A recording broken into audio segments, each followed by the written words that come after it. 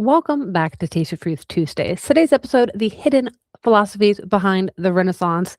I'm joined by Collin Conkwright from American Esoteric, and we're diving into one of my favorite messy historical zones, the Italian Renaissance. And no, it's not just a Christian artistic flowering. There's a lot of older pagan, esoteric, and Platonic traditions that begin to resurface into Western thought. So today we're exploring the tension between philosophy and dogma, conscience and authority, and how these ancient intellectual currents may have shaped later ideas about liberty and religious freedom, which are still important today. So with that, let's begin the interview. I am here with Collin Conkwright, and I'm so grateful that you took the time to sit down with me and my audience today. So before we dive into the nitty-gritty of the topic, can you just kick it off for folks who might not be familiar with your work, introduce a little bit about yourself, and seriously, what got you started in exploring such intense topics? Well, Megan, thank you for having me on. I really appreciate it. I'm Collin. I host the American Esoteric YouTube channel. I've been researching in this space for over 12 years now, and essentially, what got me started is I had some world-rocking, experiences, and had a lot of questions, and my curiosity was piqued, and not too many people around my immediate vicinity had any answers. Generally, no one did.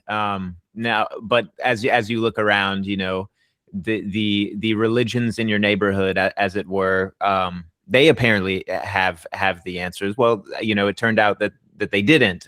Not for me, not for the questions I was asking. Could they provide some sort of mediocre comfort and some kind of, I guess, instructional myths in the background? Certainly. But I guess I was having an early reconciliation with mortality through some of these experiences, and through a lot of synchronicities, meeting a lot of friends from various different traditions, and the differences in traditions just not mattering at all. Just being able to connect with people on the basic level of having these shared experiences, that was pretty eye-opening. So yeah. And I dug into the books. I only know the English language, so but I love English, so I don't think it's going against me too hard there. But I love going straight to the sources, reading the translations. So in my early years, it was definitely kind of buried in the books, but I was always having these experiences, and a lot of the ancient traditions seem to be able to offer some insights as to what exactly is going on.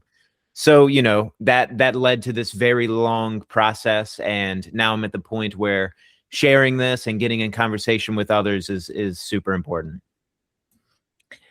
Thank you for sharing all that. I can relate to that. And I have right here, I haven't started it. I was going to try to dedicate Fridays to learning Greek. I have here because I was like, wouldn't it be neat to be able to go straight to the sources instead of reading the translations? Yeah. But it's hard for me to study stuff on my own. But it is a mission for me of 2026. But hey, we're almost in June, so I better get to it halfway through the year. And so would you consider yourself maybe a humanist? Because I know the humanist tradition has evolved, but they tend to view that the ancient past has like these nuggets of truth that we can, pull upon. Well, if just taking the latter definition you gave, I definitely resonate with that. I tend to not like to box myself into any ism. That's why I've accepted the broadest ism possible, universalism, right? Which, of course, I interpret that much differently than a lot of folks do, and that's why I wrote an entire book on it.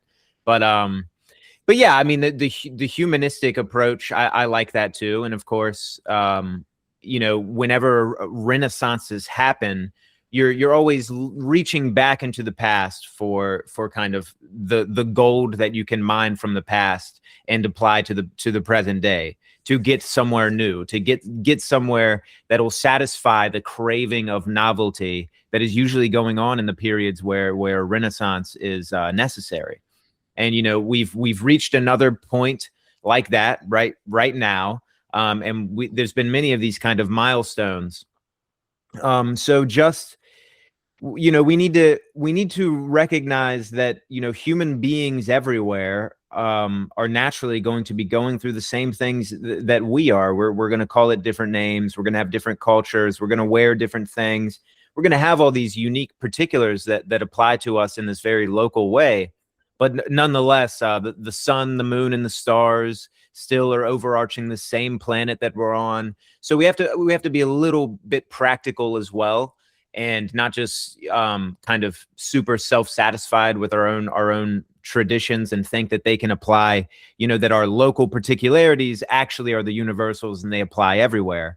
When really, I think the best religious attitudes are looking at the most universal things and the things that apply to us all, being human, being mortal, right? Having certain experiences. I mean, dreaming, there's any number of universal principles and practices and phenomena that all of us experience. But when you get into a kind of milieu that kind of pushes those experiences aside, adopts a more secular kind of daily experience in the society, and the religions of the time aren't really working. There's too much dogmatism on both extremes of like denying all spirituality, and then just you have to have this rigorous conclusion with one or another denomination of a religion. Those seem to be these extremes in this day and age that just aren't working. They just aren't satisfying the questions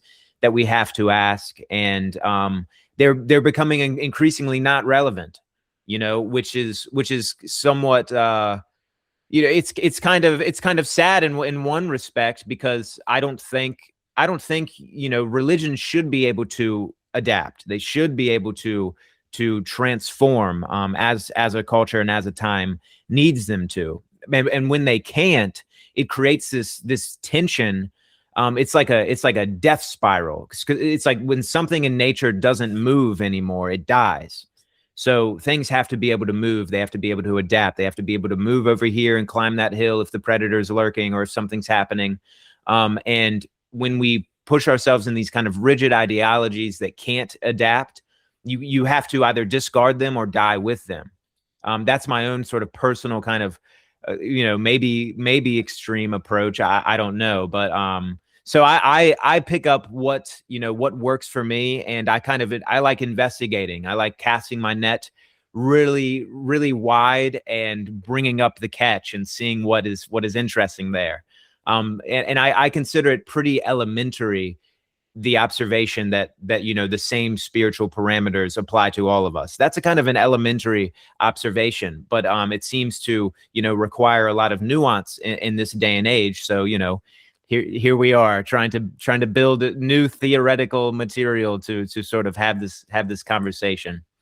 A lot I want to say about that. Thank you. So I would say that, due to the dogmatism, we are seeing an atrophy, the weakening, the death, the decay, the getting weak, the fragmentation of society. And then therefore, right now, we're juggling the three ends that came to me. You said novelty, but in turn, there's also a little bit of nostalgia. And then we're also applying nuance. Yes. And so I think that's something that I can really appreciate about your work, is the way that you approach these topics, historically, philosophically. You really treat them with much more respect than like sometimes this conspiracy angle that there's so much of that content on YouTube. And so I really think people are hungry for these types of conversations about religion, history, Nemo history, these emotional charged stories. I love moral psychology as well. There's culture war fatigue, right? And that's something that you and I rise above and out of. And I really appreciate that so much about your work. And so are you ready to dive into the topics of today? Let's do it. Let's do it. Okay, so yeah, your YouTube videos are stellar. The secret pagan influence behind the Renaissance. And so let's talk about, like what I just kind of said, there's conspiracy theories. The word pagan in itself is a loaded word. There's some cartoonish concepts that people might come from, but I'm kind of a novice to these concepts. Maybe some of my listeners are too. So what do you think? I mean, what did you really were trying to convey in this video? Because there's this sense of older pagan stories underneath that Christian Europe. So, there's what were you trying to decipher there in regards to the memes and the real history? Well, sometimes this is why biographical research is sometimes interesting, because you can hone in on a single individual that seems to be like an axis that a lot of sort of subjects and a lot of things are kind of rotating around. And in that case, Gemistos Plethon was sort of, you could call him a crypto pagan, but really he was a Hellenist that kind of wore the cloak of the Christianity of the times, right? And Constantinople and so on. And this was right at the end. He died just a few years before the actual end of the Byzantine Empire and the fall of Constantinople to the Ottomans. And so he sort of was seeing this fall happen. And at this point, the Eastern Empire was increasingly smaller and smaller. So this was kind of on the horizon, and there was no way around it. And it was his belief and a circle of his followers who were also secretive, because it was illegal to be a Hellenist at this time, right? And the Christian gentlemen who persecuted the pagans around this guy's circle, Scholarios, for instance, his spies uncovered one particular pagan, Juvenal, and his ears were cut off, and a bunch of other very graphic things happened before he was sort of thrown in the sea and killed. And it's not to say that all these murders were happening all around and it was just all totally horrific. They definitely, as far as we can get our hands on, were happening in these little events. I don't know personally how isolated they were or how widespread there was periods, there was ebbs and flows to all of this stuff. But sometimes you get around a certain personality with some power to pull and they take drastic measures, right? But in this case, Scholarios had a suspicion that Plethon was actually a Hellenist, and it turned out that he certainly was, which he admitted later, and he had been working on for a while, even though he was brought on by the then emperor to advise about bringing the churches together, the East and the West churches, which didn't end up happening. But it's just a great irony of history that this Hellenist, who really wanted a new kind of Hellenic civilization to form using the old Hellenistic religion as well, was asked to advise on how the two churches could figure it all out. But the great minds of the pre-Abrahamic religions and the works that they left behind, Plato, the Platonists, of course, the Pythagoreans, the Stoics, there are many more, right? Those didn't just magically vanish, and the common sense of humanity, prevailed among individuals who kept these traditions alive to at least some degree. Sometimes they were just sitting on the shelves and waiting for the right minds to reach for them, right? So some of these very noble records and philosophies, they were just always in the background, and they were always a part of the intellectual discourse. To get rid of them would be to take steps back, okay? And some of these things were gotten rid of for sure. Some heretical schools of thought were simply just stamped out and destroyed, and so on. And all that was in this effort to kind of sterilize history in order for this sort of one major dominant viewpoint to kind of win the day. And there's a lot of reasons why this happens. I mean, when someone is very set in their own beliefs and they legitimately believe that, to offer any other religious conclusion that is different from my own is I truly believe that that's the devil at work, and so on. And so naturally I'm going to feel very emotional about this, and my drastic, even murderous measures taken to kind of stamp out those other ideas are going to be deemed righteous, right? Even though they contradict the very basic moral instructions of the tradition in question. So wherever humans go, human nature follows, and it's this constant situation. But yeah, you weren't simply going to get rid of Plato, Cicero, and Aristotle and all of these other thinkers just because they believed in different gods than you did. That would be intensely silly. But a lot of the Christian authorities disagreed as to, how much distance should we keep with them? Should we always be clutching onto them super strongly? Should we keep them at a kind of a distance and move on? But I don't think the material that they were working with, like we said, was able to satisfy the needs and the novelty of the time, the new sciences that were emerging, the new perspectives, and simply as empires increase and bring more people into them and bring more literature and more art into it, you have to be able to respect, that all these other things are going on. Your worldview broadens a little bit more. Now, it's important also to realize, I think this is kind of universal as well, the intelligentsia and the kind of elite intellectual class or philosophic class of any society is always going to have a different points of view than, let's just say, the common masses, right? Who, don't necessarily have time to spend years and years digging through the Platonic, treatises and all of that good stuff. So there's always going to be a separation between, let's say, the intellectual authority of a time and kind of the common populace. Okay. Now, if your authority, has all of these dogmas that they have to keep, lugging along with them, and there's all of these rules drawn up and so forth, they're naturally going to just kind of set the rules or pretend to be able to set the rules for everyone else.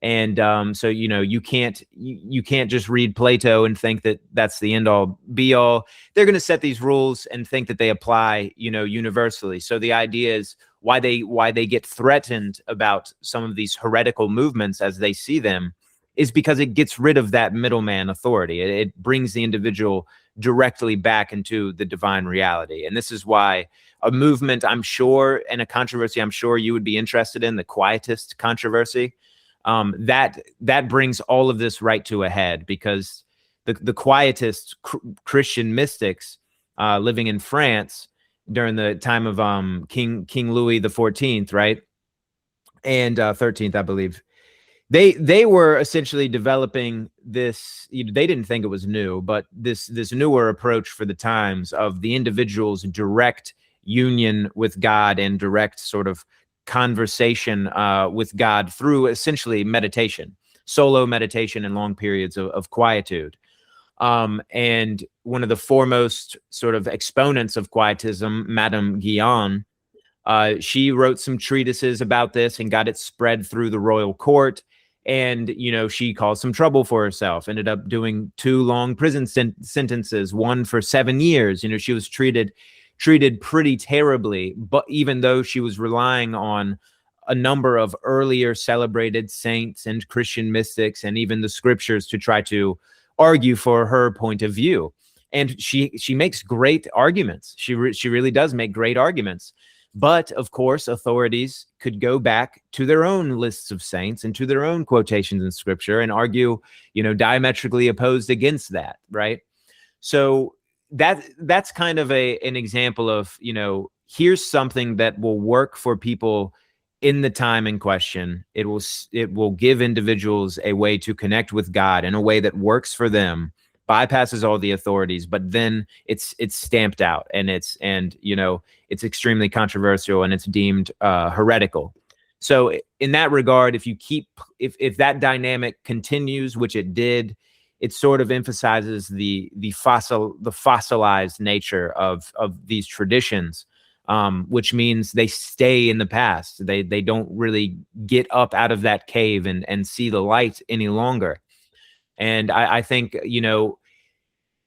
whether or not it's always kind of these where we can call them pagan undercurrents behind kind of movements like this, I would even go so far as to say it's more just rigid, isolated ideologies are never going to satisfy certain individuals with influence and with serious intellectual animation about them that are naturally going to bring around circles of followers and so on.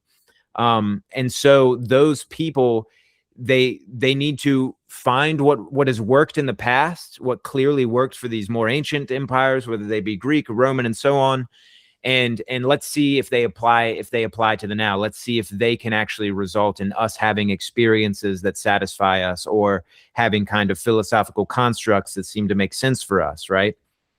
And then you have to, in order to build something better, going forward. So with Plethon, he brought in a lot of what was good from the past as he saw it in the Hellenistic world, and that impacted Ficino and a lot of these major movers of the Italian Renaissance, who were also, of course, in their own unique ways, kind of universalizing a lot of these different, they were creating their golden chain narratives, which is naturally universalistic. It's conditionally universalistic. So it's on the conditions of, like, we like the Chaldean oracles, so we're going to accept them. We like some of these old Greek seers and visionaries, so we're going to kind of accept their teachings. We like Plato and the Neoplatonists, so we're going to bring them in, even though they kind of diverge from the Christian worldview or whatever. Ficino, Pico, a number of these influential figures of the Renaissance were still willing to do that, bring this greater learning in where it was needed. So I hope that satisfied at least some of your question there. Yeah, you just covered so much ground in such a eloquent way. So I really appreciate that. And there's a lot of things I want to touch on. So Ficino, I have a hard time pronouncing last names because I learned so much through reading. So I appreciate you helping me with that.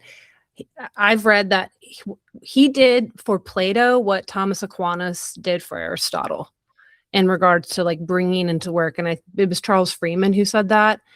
And something else that you said about this permission to being able to pull on pagan text. There was like this, they call it the Address to the Youth by Basil of Caesarea. Is that how you say it? He was some theologian who basically gave permission to his nephews. And supposedly this became a godsend to humanists of the time, because they were always getting accused of having so much great interest in pagan text. And then this, Address to the Youth is what it was deemed in the scholarly work, was giving them permission, like you said, to look outside of this. And something else I wanted to comment on that you were touching on about in the beginning, we were touching on, the balance between novelty and nostalgia, or you said that eventually religious movements, when they're too rigid and too dogmatic, that they fall into atrophy and death. I was just reading about the Gutenberg printing press, and this kind of concept is what, led to the Reformation, because because I was there, they were getting access to all this new information. And there was, again, like you were just bringing up with the Quietist movement, they were having this shift of authority, like that they didn't need this high church form anymore. And they wanted to be able to read the text themselves. And so again, that the dogma of the Catholic Church is what led to Martin Luther, stirring the pot as he did. Not that I'm a big fan of the the Reformation went in so many directions. There was so much death and violence. It's hard for me to be rooting for that, but I do see some of the benefits to having the ability to read and understand yourself, since I used to be a libertarian. So I do still have a strong sense of autonomy. So I do appreciate all the things you touched on there and helped me put together some of these knots that I've been learning and studying myself about the Italian Renaissance. It's just fascinating too. We were talking about pre-Christian or pre-Abrahamic religious systems and how optimistic or realistic we can be, that we have enough reliable material to work with. The Darkening Age by Catherine Nixie speaks pretty negatively about how much was lost from the classical world. And so much of it came down through this like Christian transmission. That's what I said a lot in my Christian Inheritance of the West piece. There's so much that you said, we like this, check. We don't like this, Yeah. And especially with the Book of the Laws, I believe is what it is. So you want to kind of dive into that, like what are limitations? You sound pretty optimistic though, but I'm sure there's some elements of frustration you have to what was lost. Yes. Well, I'm optimistic because I don't rely on history to satisfy any of my questions at all. I don't, personally, I don't care. I don't care what they said in the Italian Renaissance, but I like to nerd out on it. I'm interested in it. Do I need someone in the past to have said something lofty for me to move forward with? Not at all. So I think there's room, but to address your question, I think there's room for optimism and pessimism for sure. We lost almost everything. I mean, we almost have nothing of what was written down. What do we have of the Phoenicians? We have one guy through all these different chains of secondhand sources, Philobiblius. The Phoenicians, according to some, wrote more than the Greeks, but the material that they wrote on didn't survive, and I'm sure it got destroyed and whatnot. The Hittites don't leave us much, but they were certainly a very active, active people with a lot of things to say on all these subjects. We don't have nearly as much as we would like from the Mesopotamians and all the civilizations that implies, even though there's troves and, there's thousands of tablets that are yet to be translated. Who's actually working on that? Who knows, right? There's so much that was lost, and yeah, we can't, you have to. This is why specialists are good for these kind of things, because they can go in and see where, for instance, one of the Hermetic treatises, oh, this was definitely an insertion from someone making a note on the margins of the text, and it's not actual text itself. So there's always an issue when you rely on these old texts to kind of reconstruct an actual modern religion, because it's hard to parse all these things, right? But we don't necessarily need to parse it all out. We can, like, if all of the religious texts that we have our hands on right now vaporized right now, all the Bibles, everything, it's, to me, we would still be able to directly connect with the divine and build some kind of new foundation or what have you in order to go forward and in order to have the same questions addressed. So a lot of people would disagree with that, because we like having all these traditions, and so do I love.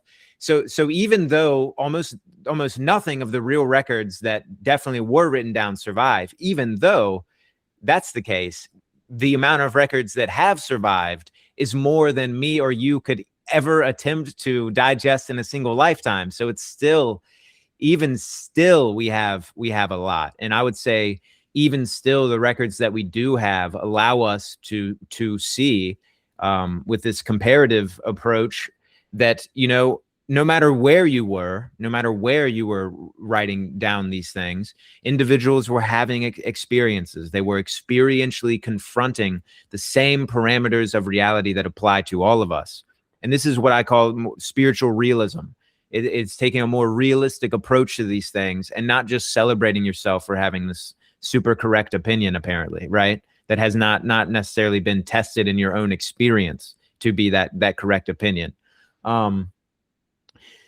So yeah, it's I've always thought of making like a long documentary about like the lost scripts, and it's just sort of a way to get together and just sob over what was lost, But I haven't done it because it's like, well, what's the bright light at the end of all that? But I think enough has survived. And like, for instance, I just because I have it in front of me, this gentleman's work, Daniel Bork, his 3 books show how no matter where you were, what time, what religious worldview, what language you spoke, etc., same experiential encounters with the divine reality are always going to happen. They happen in our dreams. They happen in these telepathic phenomena and these different psychic phenomena that show up.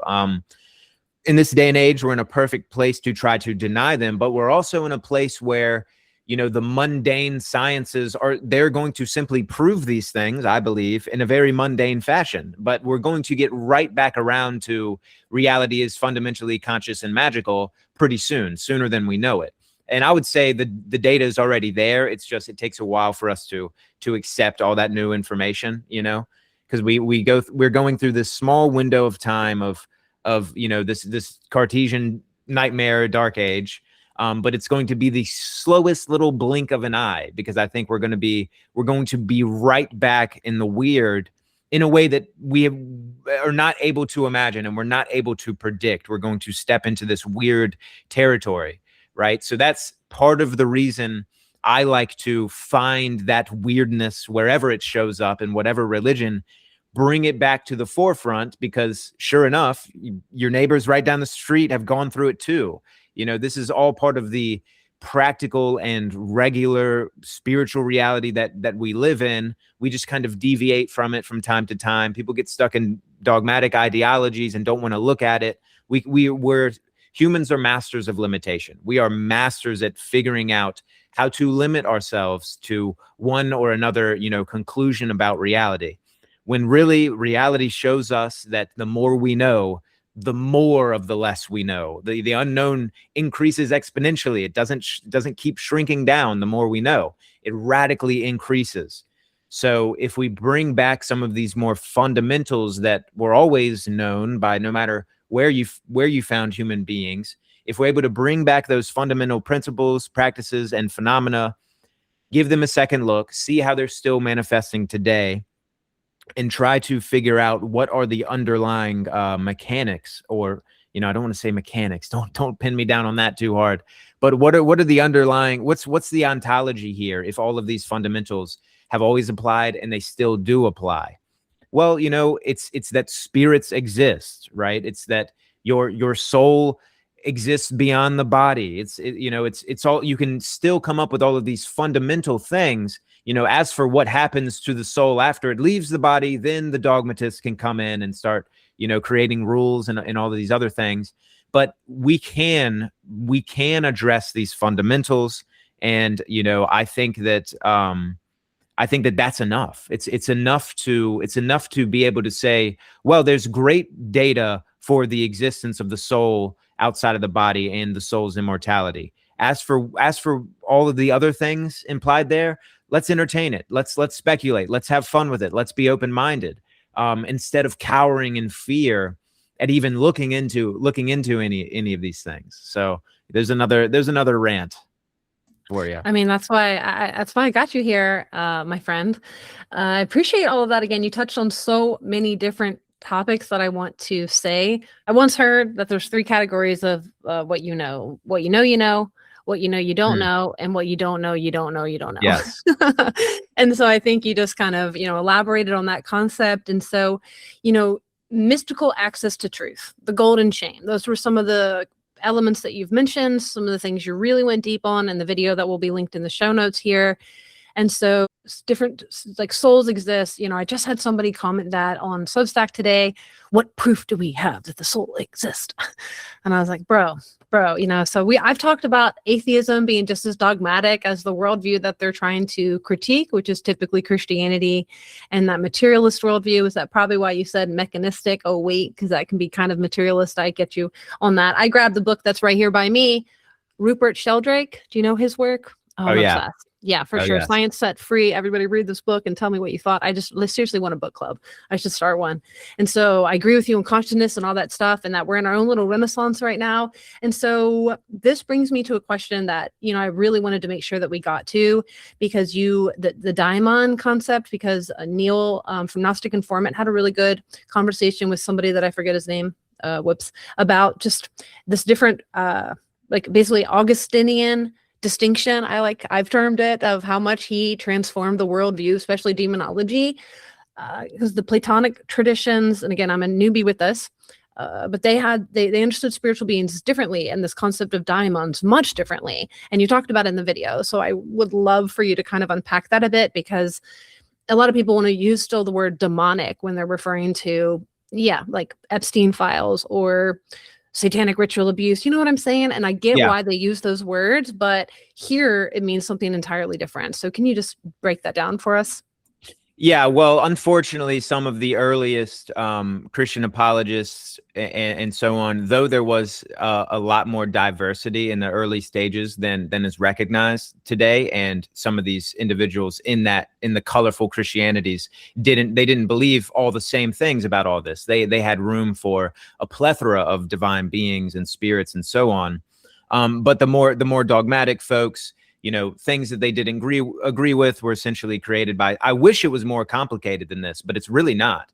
It's really not there's no other nuance about it. I mean, even among the apostolic fathers and some of these earlier guys, it's just, if I don't disagree with it, it's Satan and demons and so on. And I think a lot of this stems back to some of the Jewish texts that were written, even though they maintain room for like wisdom or something, or these other divine beings that can fly around in their myths and whatnot. They criticize all of the cultures that they spent time in and fled from, were exiled to, et cetera, et cetera. Essentially in Exodus, it's Yahweh taking revenge on the Egyptian gods in very specific ways that applies to specific Egyptian deities. And of course, Babylon is always kind of looming over the shoulders of some of these early Jewish writings. It's with kind of the earliest Hebrew mythology, you're always going to find those traces of Mesopotamia and Babylon in there as well. So that being said, in Egypt and Babylon, you had spirits, a diverse range of spirits. You had different conceptions for sure, though. In the Mesopotamian worldview, different types of demons and so on were to be blamed for your most basic sicknesses and everything else. I'm sure some of these people interpret it somewhat allegorically, but there does seem to have been a kind of literalism, going on to a vast degree there. And I think Egypt had some differences in how they approached the spirits as well. But, the spirits existed. That was always in the background of all of these civilizations, that the invisible realm was occupied by a diverse array of a hierarchy of divine beings. And if you don't like the term hierarchy there, functional plurality is just as good. There was a functional plurality of beings. Now, when you are dealing with kind of a Galilean peasant or something, and they're going to have the worldview as such, and they're going to possibly need something simplified, okay, it's a lot easier and more convenient to bypass all of the complexity, bypass the stuff you don't even know about, and just say, look, that's demons, and these are angels, and this is this is correct and that is incorrect. There's always that is always going to be happening from these authorities, and if that's maintained by the people that hold up the authorities, it's good for the authority in question, because they don't have to change or create more complicated answers to the questions and so on. They can just keep on doing what they're doing and keep converting people. But even the early church, they always had troubles with like angel cults, and you would go to the old shrine, and now you would set it up as a shrine to one or another angel or something, or just put a Jesus or some other kind of statue in there, and now it's all of a sudden for the Virgin Mary, and it's not for the goddess, the local goddess. Some scholars think that this was done kind of consciously, and the folk in question sort of knew, wink, wink, we kind of know that these goddesses and that our old deities still are around. So we're going to kind of keep doing what we're doing. We're just going to put it in a Christian dress. Now, I think there's some good arguments for all of that, for sure. But yeah, there was no escaping the fact that there's other divine beings out there. There's other spiritual beings, and of course, Christianity, the Abrahamic religions, couldn't escape that either. You just had to develop a more simplistic approach to it, because they don't have the resources to make sense of this diversity of divine beings. And I think they didn't understand it as much as some of these older cultures, that they made room for a plethora of divine beings and all of the aspects of their reality.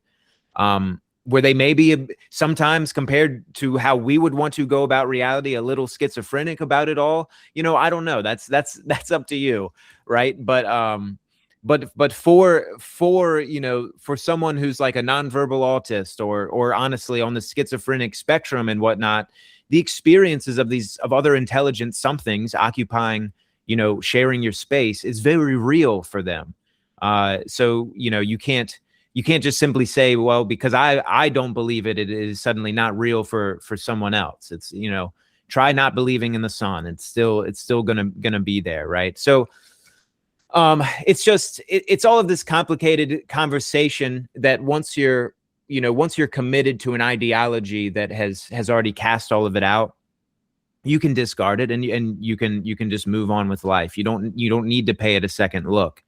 And a lot of some of the early Gnostics even would kind of encourage, like, they would say, yeah, all these spirits exist and stuff, and your dreams can produce phenomena, but just let that go. Just let that go and bring it back to the universal Father, and it's it's going to be okay. But for some individuals, that just doesn't work. And that's kind of why there's always going to be other religious worldviews that do incorporate that complexity. But yeah, daimons in the Greek essentially meant divine beings. It essentially meant spirit. And, there were a lot of different Hellenic thinkers that helped us, in hindsight, helped us understand kind of the hierarchy that they put them in, right? Daimons, heroes, human souls at the very bottom, heroes, daimons, and then you could get into the angelic ranks or the gods and whatnot, the archons. So we've lost a little bit of that hierarchy there, but in the East, I don't think they ever really lost it, even though some cultures have adopted this kind of Western secularism, to their own disadvantage, I would say, but yes. Yeah, I think one thing that just struck me is how much more layered the pagan cosmology is versus that sharper, like, good versus evil distinction that came from Judaism, as you said, and as scholars Jane Assmann termed it, the Mosaic distinction, quite stark in the shift. And also you make this, or Brado shared in one of his articles, how the Jews of Second Temple Judaism were accused of atheism and materialism, and these concepts were different, coming from a different definition than what we might think in the modern secular terms, meaning that this Mosaic distinction was trying to put gods in a linear timeline, trying to control the time that they were in, and also put them in a covenant sort of tit for tat sort of exchange, and that was so foreign to the ancient religious systems and the people at the time. And that, to me, is, I think, what's so fascinating, is realizing that these daimons were potentially they represent metaphysical intelligence, these intermediate beings. They were, you said, and think in the video, they were like, you said closer to humans, so they might interact with us more in our dreams, and that they're not automatically evil. And so that is just like such a huge shift. And like you said, when people are in these, that's why I question sometimes what I do, like dislodging Abrahamic supremacy. It's not that I'm trying to like shake someone by the shoulders and wake them up. That's fruitless, and I get that. But there are people who are curious. Like, I was once a Christian and now I'm not, and so I got here due to people putting information out that were questioning these things. Does that make sense? So I do think that there's a particular audience for these things. And like you said, even in the beginning, there's not always folks in your immediate circle that are interested in these ideas. And, that's why I'm grateful for Substack, because I find authors and writers like yourself. We've been chatting for quite a while. Is there anything you want to add on that before I have one question really that was like, how much do you think about this has to do with power and authority and who got to define truth, besides it just being like, humans being humans? Or is that humans being humans? Like, you know what I mean? Yeah. It's going to be very difficult to try to escape those dynamics. I think now we can kind of recognize when you're just playing a power game a little bit more these days, because usually, you're on a screen talking, people can kind of see what you're doing. We've seen it all before. We can't be fooled 30 million times. We can be fooled, apparently a lot more than we would like to hope, though. But yeah, it's a lot more apparent if there's all these other agendas afoot, I think, these days. But, that's not to say that people can't get still lost in all of that too. It's like, you have to be betrayed and played a couple times before you can notice that betrayer on his way in to play the game again. And then you say, no, we don't have room for that, for that anymore. But some of the most spiritually insecure individuals I've ever met are the people who are going to put themselves in some religious authority to then be able to proclaim, oh, you believe in that, you're going to hell, etc. And, I wish it wasn't like, sometimes I was like, is that really going on to the degree that, but it is still going on. And so it's such a banal and boring perspective to adopt, but there are people who will insult you like that still to this day and age. And so I think it's a religious literacy problem. It's a very early educational problem. Like, my future kids in my household are going to be religiously literate to some degree. It's not, there's not going to be any dogmas forced on you, but there will be religious literacy so that none of these cute little games can be played. And I think, there's no getting around the fact that Christianity was attached to this imperial, authority that then allowed it to survive in the way that it does. There's just no getting around that. Attached itself to the same authority that, I just can't see Jesus signing off on. I just don't see those two worlds ever meeting like that. And so I do worry about too much of the anti-Abrahamic kind of stuff, because you can lose sight of maybe some of the virtues that can be found there. And I think that there's normal people that there's normal people that they just kind of took it all for granted, that this was the Christianity of their neighborhood was going to be their worldview. And, so don't get me wrong, I see value in it. I just worry that it can pretend also that the Abrahamic thing is the only game in town as well, when it's definitely not, when there's a lot more to kind of to notice here. So I don't know. I hope that addresses your question. Yes, it does. And I have so many things I want to touch on. Please. But what I will push back on something first. Second. But I did want to say that, I really appreciate you're like, my kids are going to be religiously literate. I can commend. And then I think that there's this concept called this anti-intellectual aspect of evangelicalism that I think you were maybe touching on, that can really be a hinder. And that's really what, some of my recent episodes have been about, like, that how we found each other. I was pushing back on the myth that we're a Christian nation, the myth that if we're going to rebuild the West or save the West, that we have to do that through the Christian moral lens. And I think you and I can align. And that's kind of where I wanted to end the interview with, because you did this being that, are you born and raised in Virginia, or you just yes. That's what I thought. So we're both born and raised in Virginia. We live in Virginia. And so I'm, I can't help it. It's in my blood, to be patriotic and to be grateful for, what we have here. And also to know that religious freedom is a big, important ideal and what that actually means. And so you did a great video with that, and that I'll link in the show notes. And so I think that all these concepts weave together is what I'm trying to say, is that like these older pagan, Platonic, esoteric traditions are continuing to resurface because of the limits and the shackles that Christianity and the Mosaic distinction has done. So before we move on, because I have to push back. So I am working on a piece that I'm going to personally DM you, because I know you'll probably see it, but like you cannot miss this one.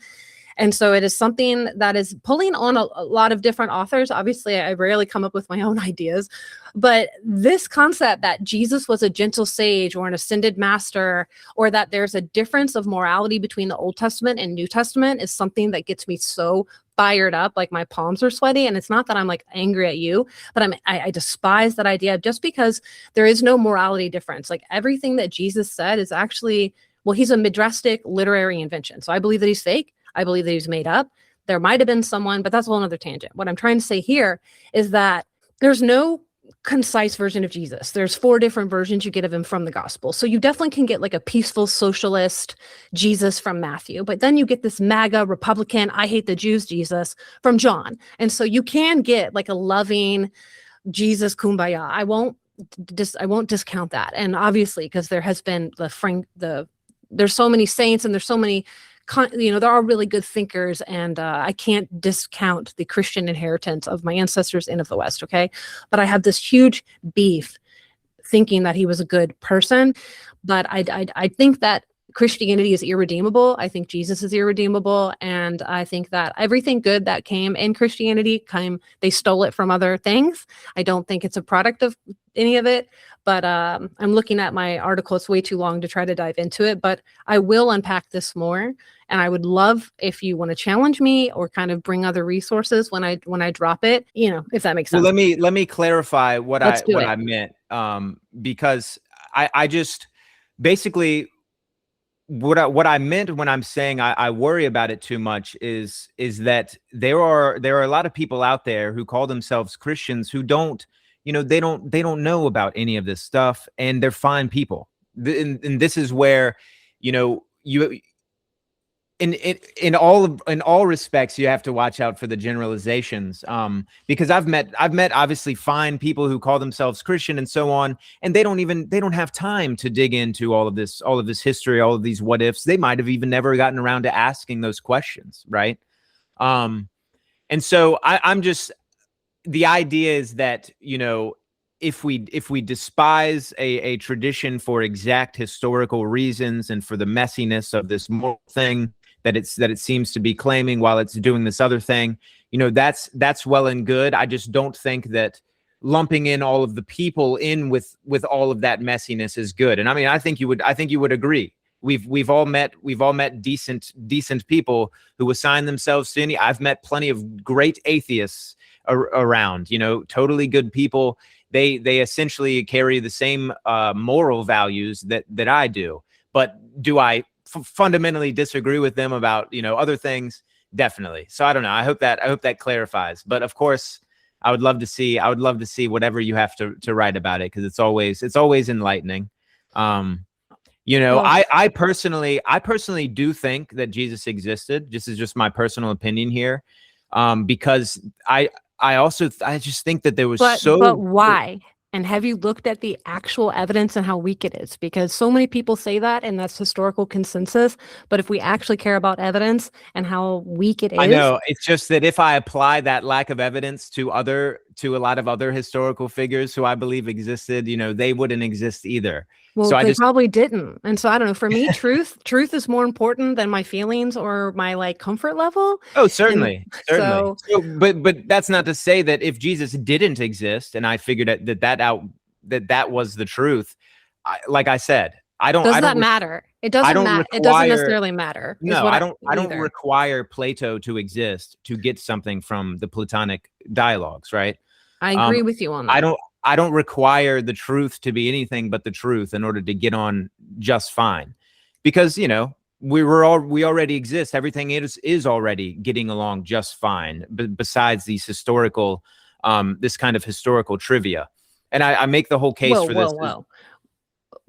Okay, everything is not getting along just fine. There are brutal murders happening. No, I mean that the ontological parameters of reality simply exist. They're not going to cease existing because we do some dumb stuff down here on the earth. They're going to get along just fine. That's what I'm saying. That's what you're saying. Gotcha. My pursuit for truth disregards, at least to some degree, all of the warring humans versus humans kind of low stakes, because a lot of times we're arguing about extremely low stakes things. So low stakes dogmas would be, was Christ really born from a virgin or not? That's an extremely low stakes debate that for me personally has gives me no value whatsoever. It's simply an amusement. You can put a lot of things into that low stakes category. So I try to focus on high stakes fundamentals first. And if you can establish a few high stakes fundamentals, as in no, there's actually good evidence and there's good reason to believe that the soul exists. That's as high stakes as it gets. Does consciousness exist beyond our physical bodies? That's the high stakes dialogue I'm interested in, right? It's simply because a lot of these old religions, they have things to say about this. And I do think that people within them tried really hard to get at that same truth. They were doing it through their own little lens, but they were trying to get at that truth. And maybe they made some headway. Maybe they made some progress. that we still need to go back and try to determine, did they make progress? What did they learn? Okay. Yeah, for me, I'd rather vomit than try to go study Judaism and see what sort of truth those psychos are trying to pull up. It doesn't have to be Judaism, though. That's the thing. But so much of the Abrahamic worldview is rooted in that. But like Jesus, he teaches people to hate their families, to abandon normal obligations, to accept eternal punishment. I found somewhere in my paper, divide households over allegiance to him. So I have serious issues. I'm much more into like the pagan sense of worldviews, the pre-Christian sort of alliance that we had in these societies where punishments were a little bit more taken seriously. And then I also wanted to say that I think human empathy, consciousness, kindness, social bonds, those exist regardless of what our beliefs are. And I think that's what you're trying to touch on. But I think Christianity destroyed a lot of those. And I just have so much disgust in my moral compass towards the Mosaic distinction in general, that for me, it's just everything peaceful about it falls apart, because just I think the concept of a wrathful God, a sinful self, and a tormenting hell are just like a trifecta of pure spiritual abuse. And yeah, so it's just hard for me to even explore the ideas. And again, maybe that's still due to some of my like harm from being a Christian and some of the harmful things that I believe are taught. But I just don't think Christians are good people due to their beliefs, because I don't think Christian and the God of Zion are good entities to worship. I think they're sick and deranged, they demand blood sacrifice, and any demons. I mean, if you want to talk about demonic, I would say that the God of Zion is one of those things in my personal opinion. So that's kind of you're not going to find I just know that regardless of these dogmas that we can pretend to tie ourselves to, certain fundamentals and universals are always going to be here with us. And that's why people are able to go back and say, oh, but no, Jesus had family value. Jesus had all these things, because they're calling themselves Christians and they're human beings with family values. So it's convenient to just simply assert that, there's an alignment there. But of course, there isn't always an alignment, or else there wouldn't be so many denominations and so many different schools of thought. So where I'm coming from is like, we get really uptight over these low stakes matters. And I'm saying it's fun. It's amusing and all. Like it's great. We can talk about all of that. But we need to move on in order to make progress. We need to be able to pull the refresh button and look at all of these questions once more without necessarily lugging in the past. Now, I'm not going to be capable of not looking at the gems in the past and trying to bring them forward, right? But I can try to be like, okay, let's push this aside and let's look at this mystery from this point of view. Let's look at it from this point of view. Let's at least try. So I just worry that some people waste time in just because, like, for instance, I'm a Freemason. I've been told that I am literally the worst possible things you can imagine. Okay. Things that I will never tell anyone because it's so crazy. So like, I'm obviously not those things, but there's nothing I can do to change their opinions. They have already drawn a conclusion with absolutely no evidence whatsoever that I'm a terrible person associated with this blood-sucking. But yes, I get that you're being accused of things that are not true. Yes. So it's like the work that you shared, you shared a little bit of your story with me before we talked. And I know that there are going to be thousands of people in a similar situation with you where your message, if they were able to see it, would be very timely and very useful. So don't pretend that anything I'm saying is deflating value from that at all. These are all extremely, extremely useful. So, I just think that, we need to be able to shed some of these dogmas in order to move on. And it's clear which dogmas and which people holding dogmas are not able to be shed, people are not able to be open-minded enough. So I have more respect for what you might call a complex Christian than a very dogmatic Christian. I have way more respect for someone who's able to say, I'm a Christian, but I'm open-minded to that. I'm willing to learn about that. I'm willing to do that. Right? Because you're always going to have those people, and like, I will have compassion for them and treat them with respect and everything else, despite all of the messiness of the history there, right? Or else I would be living, totally alone and have no one to talk to. I don't know. So it's mean, I hear you on all of that, and you're right about all that. But the problem is the folks who are in power are never those folks. And I don't know how often you meet a complex Christian that's willing to tolerate, but they're few and far between. And so the outliers do not make up for the majority. And that's where I have so much disgust towards the Abrahamic religions, because of their intolerance. They kill and they destroy and they ruin. And they're like, I just, for me, but I hear what you're saying, but they're just such outliers and they don't count to me. And they're also not the ones that are in charge right now, destroying and doing wars in the name of Armageddon, or the people that are in charge of Israel, or the people that are in charge of lots of other countries, never the ones that are moderates. And, I just really appreciate you kind of elaborating, because I always need that, and also appreciating my perspectives too, because I honestly think that Christianity gets too much grace. It's gotten too much slack, and I'm done with that. I hope in this new Renaissance it gets put in its place, because that's what needs to happen. All Abrahamic religions. But what is fascinating about Christianity, if we think about in the 1400s, in this Italian Renaissance, just to tie it all back together, because I could probably talk to you forever, and this was so organic and free flowing that I barely stuck to our questions, which I think is one of the best types of conversations about this religious freedom, because that's kind of my major issue on why I just got so passionate, is that there's no religious freedom that was coming from the Christian or the Mosaic distinction, this worldview. And Jefferson really worked hard for that. You put together that awesome video. And so I would love to, I'm much more of a pluralistic kind of person. And so how do we see this relationship between the Renaissance and the shifts there, with this push in the 1780s for this religious freedom in Virginia, and kind of to tie it all down, obviously comment back on what I said, but I just appreciate so much of what you do, because I'm not going to do and go where you're going.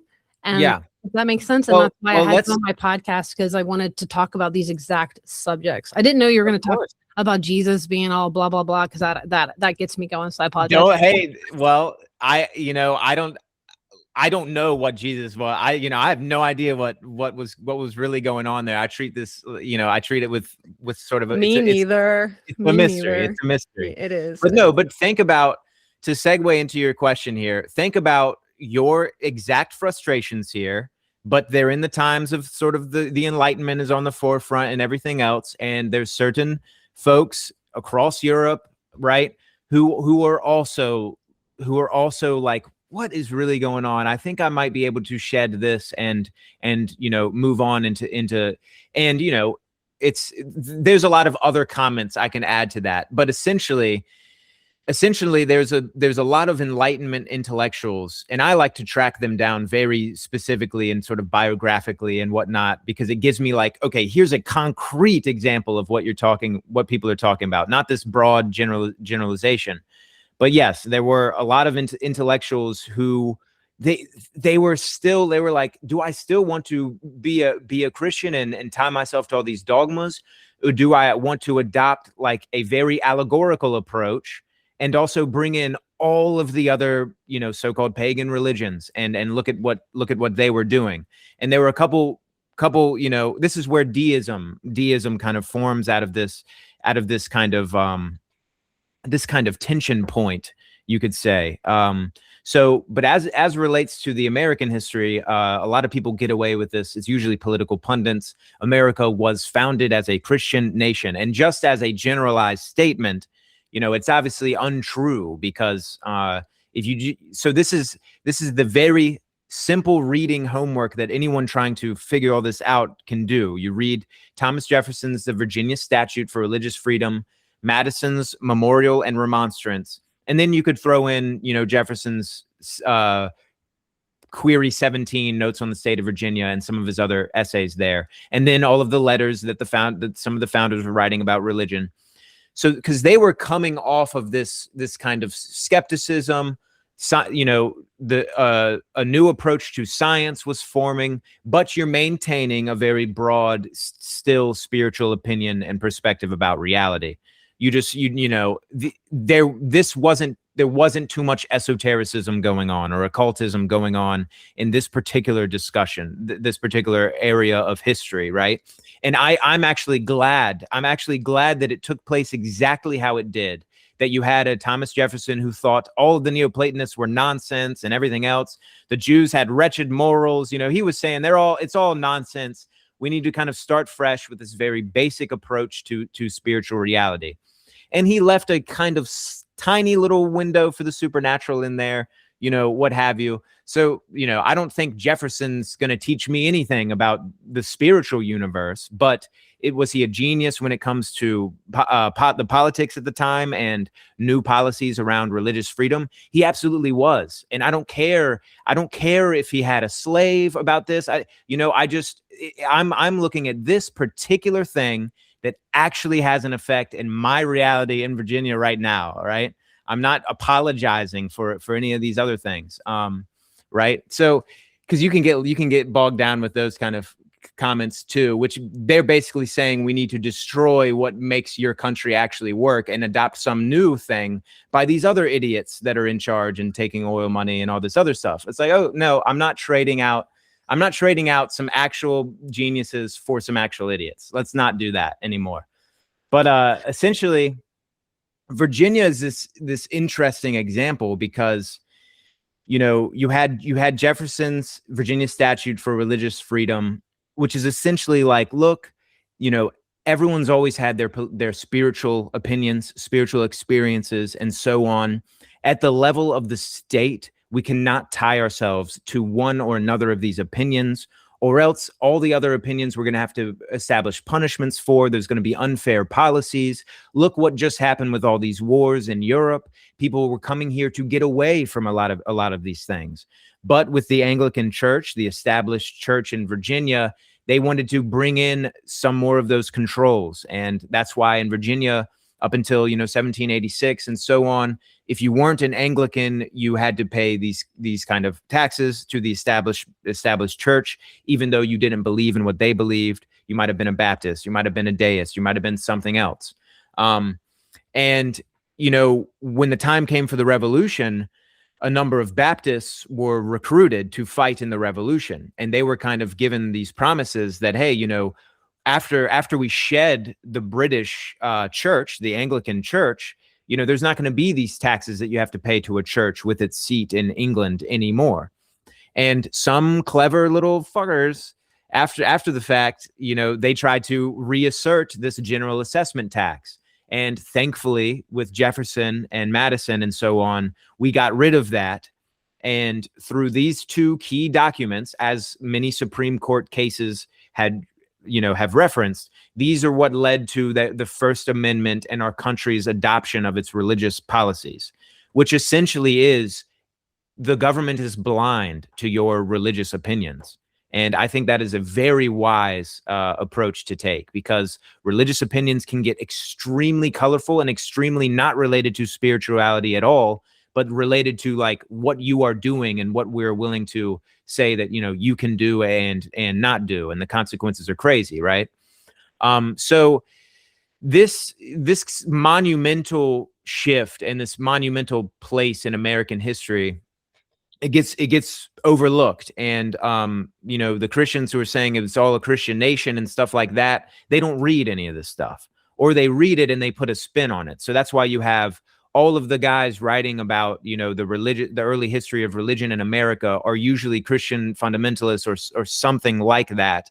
And they want to tell you what kind of Charlie Kirk said, that all of the founding fathers were church-going, Bible-believing Christians. Well, Benjamin Franklin wasn't. Thomas Jefferson wasn't. George Washington, that was more like, my wife goes to church, so I'll go to church with you, honey. Come on now. That's what was going on, right? And like, that's kind of like how I am. Like, yeah, oh, you want to go to church? Like, I'll see what it's all about. I'm not like, it's not, the spotlight doesn't have to be on me. I'll figure it out.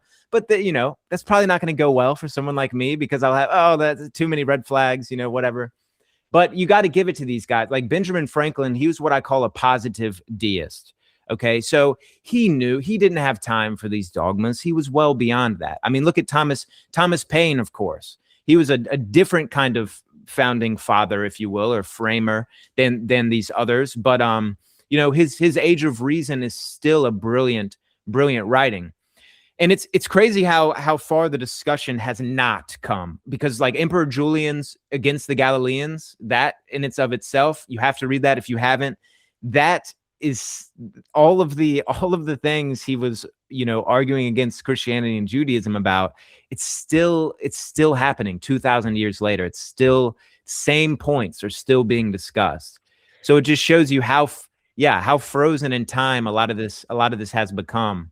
And it you know, honestly, silly that it has become. The older I get, the more I realize there were never any adults in the room. Never.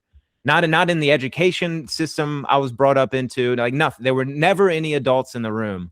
And like that was kind of a brutal and slow realization, because then you get like, yeah, there weren't, because look, we're still able to indiscriminately bomb, you know, highly populated urban places, and just like, you know, the propaganda still gets drunk up. Like it's all, you know, all these things. I would have thought that we would have shifted out of that. I actually, in high school, I was radically optimistic for this country. I was like, oh my God, these conspiracies are being unearthed. Like everyone's going to be totally beyond this BS. You know, there's so much more that has been discovered about religion and whatnot. Like science is proving that consciousness can exist beyond the body, that telepathy is real. I was like, dude, the golden age is right there. It's right there. But, you know, we love humans. We're masters of limitations. We love, if we're not totally ready to let the old patterns die off, the old cycles die off, then we're like, you know, maybe I'll do it again. Maybe I'll do it again. And we're just, you know, maybe I'll pick up the bottle again, even though I've been an alcoholic for 50 years, abusive and stuff. I'm just going to pick it up right again and keep going back to the same BS. I mean, that's what humans do. It's happening in this country and whatnot. And so if you can dress all of that up and, you know, well, we're part of this religion, our morals are sound, and God is with us. I mean, this is that easy sell to the gullible masses, but it's working less and less. I mean, it's not. I do think that all this stuff has an expiration date, and, you know, call me cynical or whatever. Maybe it's the death of the boomers that's going to really cause it to expire. I don't know.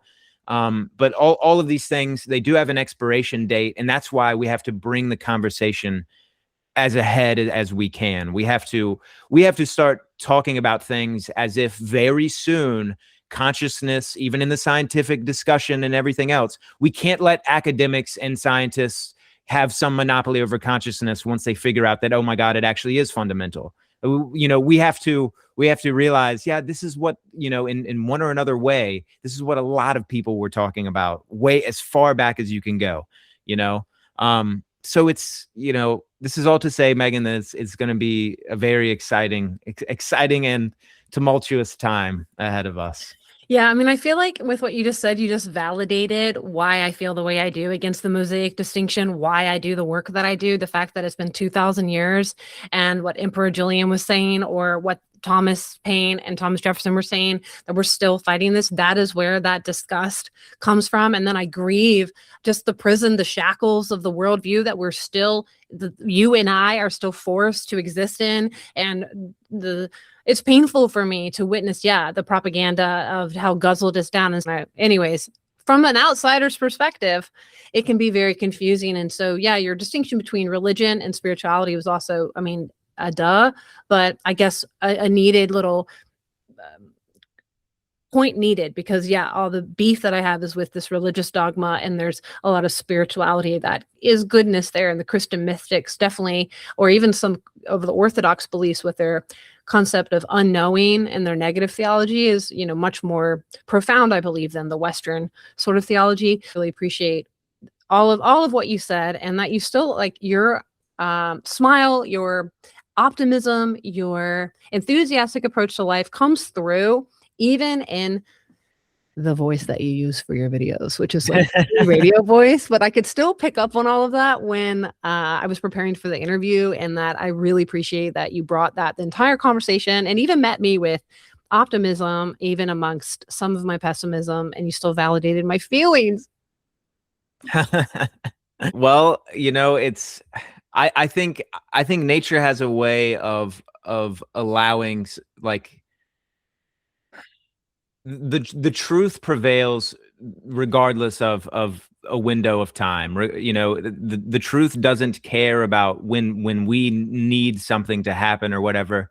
Now, at an individual level, you can always escape, the rule book and go and find a truth that works for you. And that's what I think, like, the idea that there's more people interested in mysticism, I really do think it's because we're in a time where there's this religious rootlessness going on. A lot of young folks don't have time for dogmas and all of that. I think we're beyond that. Okay. But I think people that do have time for that have, like, just my observation. I think if you've been through a lot of trauma and whatnot, and then there seems to be this kind of, oh my God, I should just go back to this sort of religious organization, and that's going to help me. I see a lot of people being steered in that direction and then developing more extreme opinions because they're like, well, no, they are just where I used to be in that bad spot in my life, but we can push that aside for now. But I think basically people are having experiences, and this is where I like, this is the kind of area I like to work in. People are having experiences far outside of a religious context, profound experiences, out-of-body experiences, so on, even synchronicities and regular everyday magical things happening. And the platforms that are closest to us still don't have the answers. But if you broaden your purview a little bit more, you realize, well, these things were always going on, and they were recognized in all religions as different manifestations of the divine. So it's sort of, that's a lot of comfort to be able to provide people. Like, look, you're not alone. This has been happening. This has been happening forever. And maybe read this and that and this, and you'll get a more nuanced understanding of it. You'll be able to understand how to navigate some of these things. So the more we're able to talk openly about this and be realistic about it, because it is happening. The people are going through these experiences. The more we're able to develop better language around this stuff, we're going to help people where they're at and not where we want them to be. We're going to meet people where they're at on their journeys. And I don't care if it sounds cliche, I don't, it's like people think like, it's just like the attitude, this sort of war against love and light. I know I'm segueing here, but for some reason I need to say this. There's this unfair war against the love and the light. And it's basically like, dude, get out of here with that. Like, we could use oceans more love and light. I know it sounds cliche and it doesn't sound enough tough, bro, for everyone. Right now we all want to be these like tough Euro pagans out here, like drinking wolf's blood. It's like, bitch, like you're not out here doing any of that. Like, you're not this huge tough guy. Like, no, we could actually use a strong dose of, there's an esoteric argument for love and light. But you can tell I will get into that. I will get into that later. But yeah, we're at this fascinating point in history right now, and I think it requires us to leave more in the past and to bring up what we're actually experiencing right here and right now, because it's kind of mind blowing. I mean, if we're just stuck in the past, if I'm looking for records of out-of-body experiences, like I will find some, but I won't find thousands, right? But if you look in the last decade, just in Virginia, you might find thousands. Okay, so what do they not have anything to add to the mystery? No, they have just as much to add to the mystery as Thespesius or Timarchus or any of these Greeks that had their experience. They have just as much to add to these questions. And that's kind of where a more pure universalism comes in. It allows us to look at everything, which is a more scientifically kind of viable way of investigation. We can look at everything. We can look at all the data that can be put on the table to investigate this mystery, which, let's not forget, a lot of these things are still a mystery, which is beautiful. We shouldn't discard that. Like, that's what makes this exciting. Not some rigid conclusion that can never grow and adapt or move at all. That's not exciting.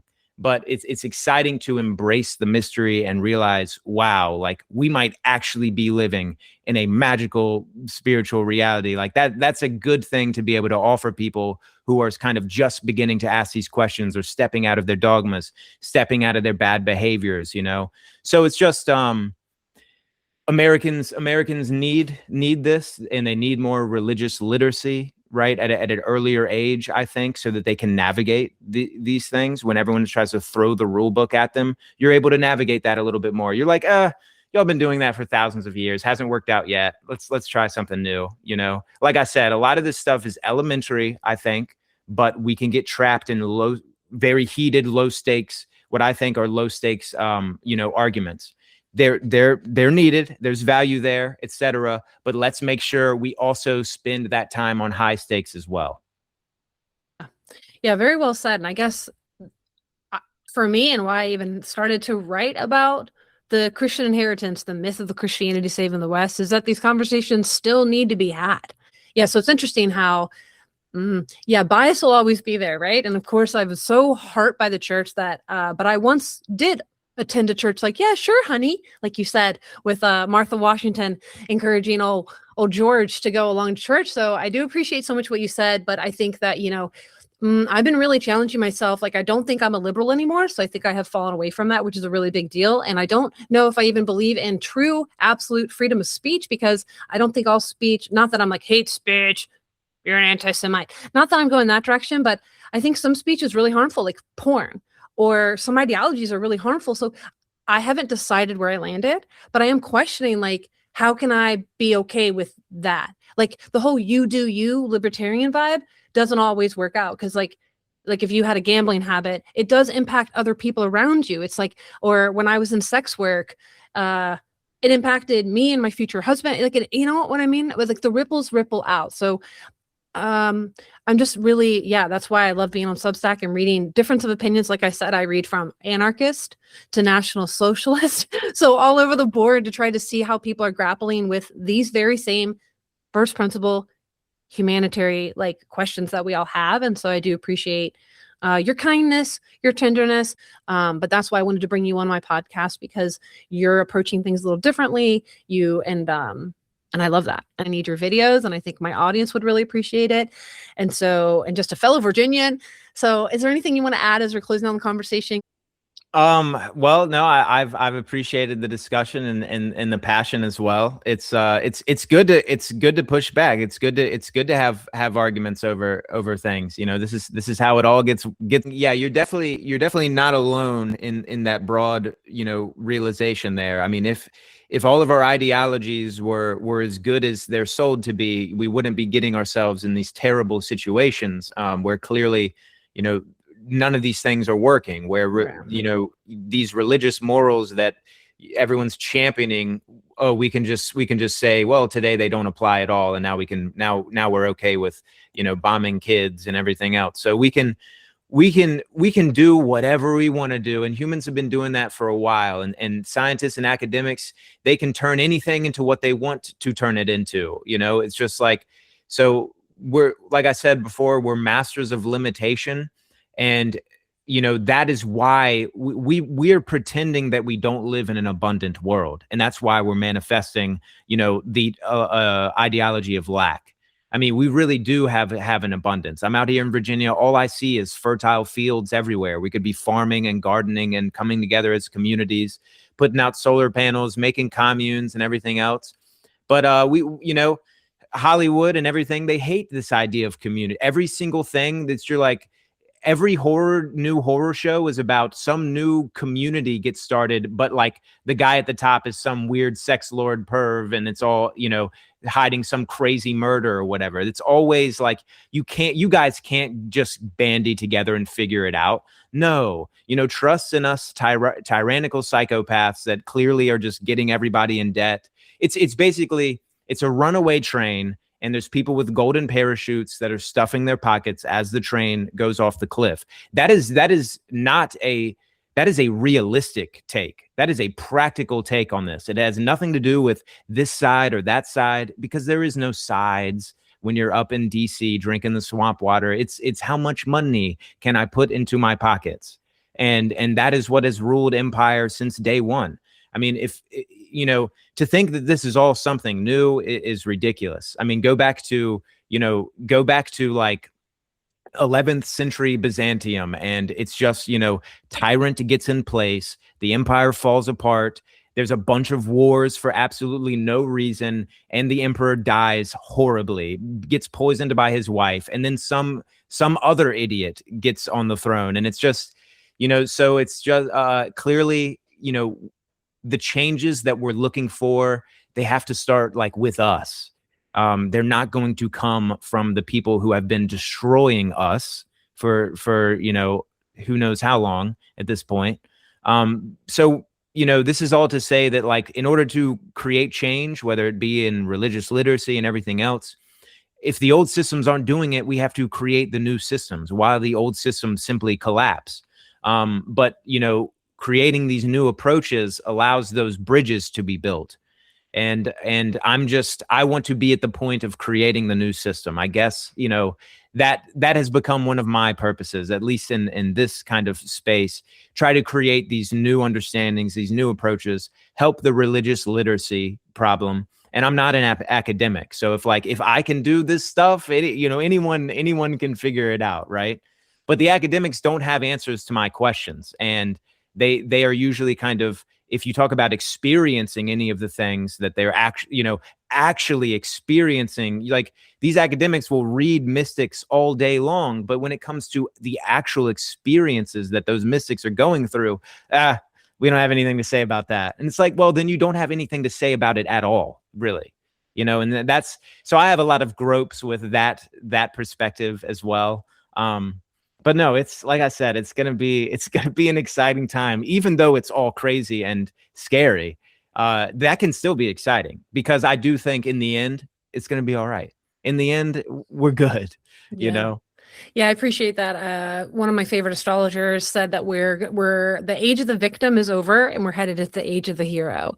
And heroes don't rise from the easy times. So I do hear you on that, and in my Fragility of Freedom piece, that was like the major theme, was like, they thought, political tyranny was causing collapse in Rome.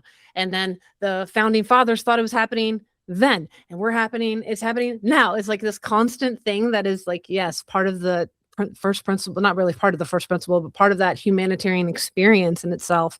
And the microcosm, of us starting here in small, and maybe that will ripple out into the macrocosm, try to tie in some of that Platonic talk. So yeah, I really appreciate you, and I thank you for your time, and just really grateful that you joined us today. Thank you as well. Thank you for the discussion, and I look forward to reading more of your essays. Yeah, I'll send that one to you, I promise. Sounds good. Well, pleasure to meet you. All right, thank you.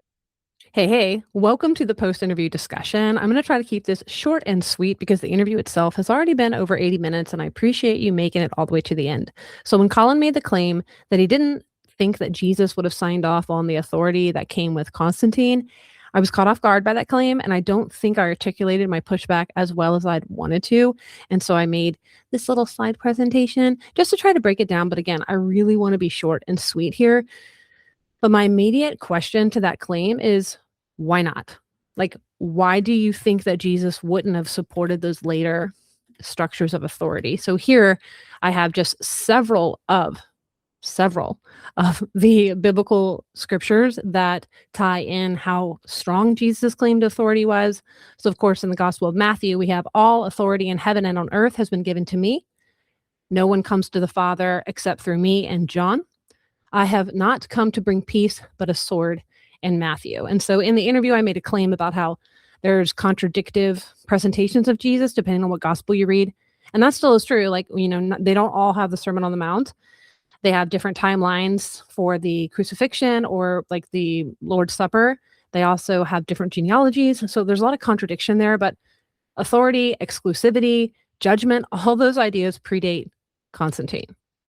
So moving on here, we've got more scripture evidence. So in Matthew and in Luke, Jesus promises rewards to those who leave houses, siblings, father, wife, mother, children, and the land for his sake or his kingdom. Repent, or else I will come onto thee quickly, and I will fight them with my sword of my mouth. And that's in Revelation. And then Jesus appears as a warrior king, judging and making war, the sword from his mouth, again, ruling with a rod of iron. So these are just several scriptures that break down that Jesus was a moral teacher, a peaceful sage.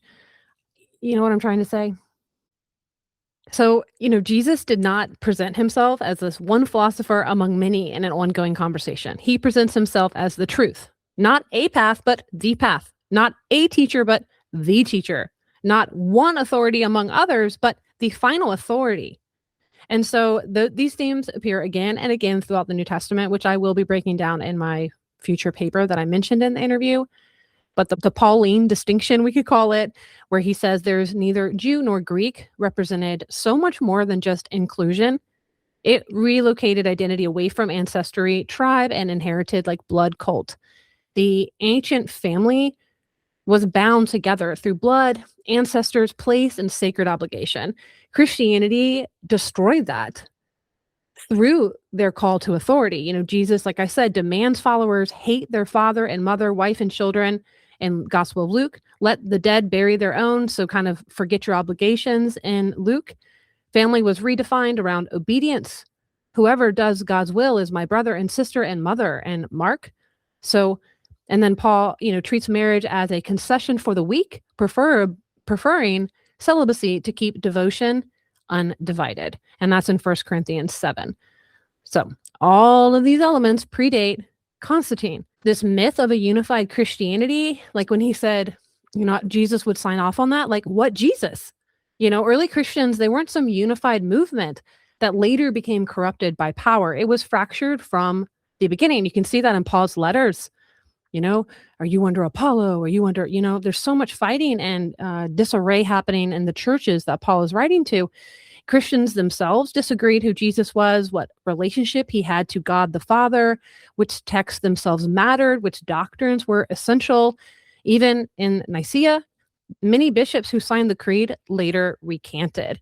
And so the empire itself did not create these conflicts. It simply inherited them. And I think that was something that I wanted to really get across that I didn't in this conversation with Collin. And moving on, Constantine's opportunity. So I've mentioned this quote in How Christianity Superseded Reason, I believe, in that paper. It was the mark of Constantine's political genius that he realized it was better to utilize a religion that already had a well-established structure of authority rather than exclude it as a hindrance in the closing of the Western mind. So as Charles Freeman is noting here, that Constantine, he was a genius for recognizing that this movement already possessed the strong structure of authority. He didn't invent bishops and doctrine, orthodoxy, or exclusivity. He just kind of harnessed that and used that. The globalism, the universalism, all of that is rooted in the authority. And the New Testament and the Old Testament have that same sort of world domination authority, that us versus them mentality. And that leads us right into the Mosaic distinction, which I mentioned in the interview several times.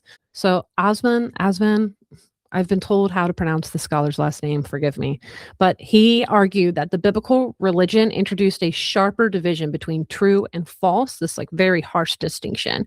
And so ancient pagan societies, yeah, they had like competing gods, competing cults, but they were generally had this remarkable capacity to like absorb, translate, and coexist with other traditions. There was competition, there was debate. Gods could often be identified with one another. There was this cultural translation there. New cults could be adopted. There were philosophical schools that were debating without requiring universal agreement, and this religious coexistence. Then comes this Mosaic distinction, the biblical framework, right? So now we have true versus false, this really stark line in the sand between like who's within the sacred order, who's with not, who's doing orthodoxy, who's a heretic, who needs to be killed, excommunicated, destroyed. These very exclusive truth claims, this universal allegiance, this was foreign, brand new. These are like brand new metaphysical claims that came in.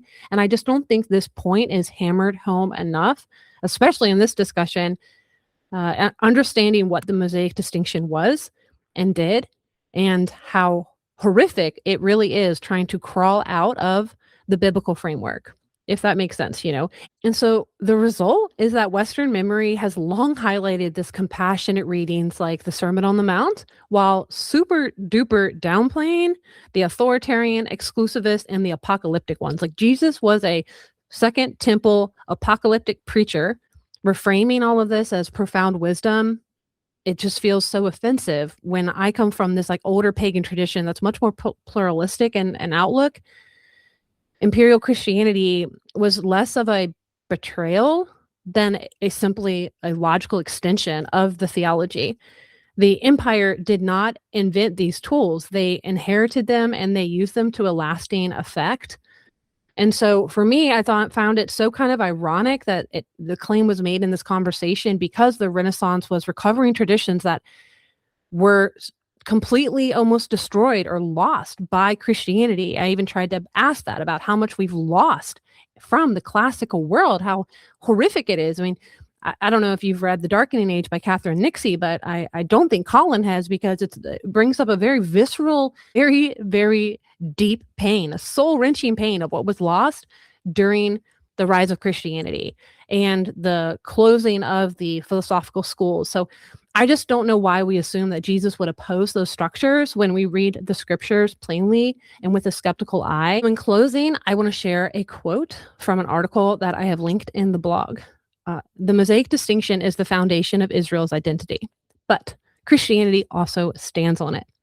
The Mosaic distinction is the jealousy of the Hebrew God, which has not been tamed by fatherhood in Christianity. It was directed against the cosmic God of the philosophers as much as against the anthropomorphic gods of the temples on Greco-Roman philosophical monotheism. Even though truces and even alliances were forged during the Middle Ages between Christian theology and Greek philosophy on the basis of Aristotle, and I would add Plato, the long-term result of their struggle was to strip philosophy of the right to address metaphysical question anonymously. I hope that was clear. I hope I got across my point. I really hope that you can dive more into the concepts behind the Mosaic distinction. I'd love to hear your thoughts on the overall interview. And again, until next time, maintain your curiosity, embrace skepticism, and keep tuning in.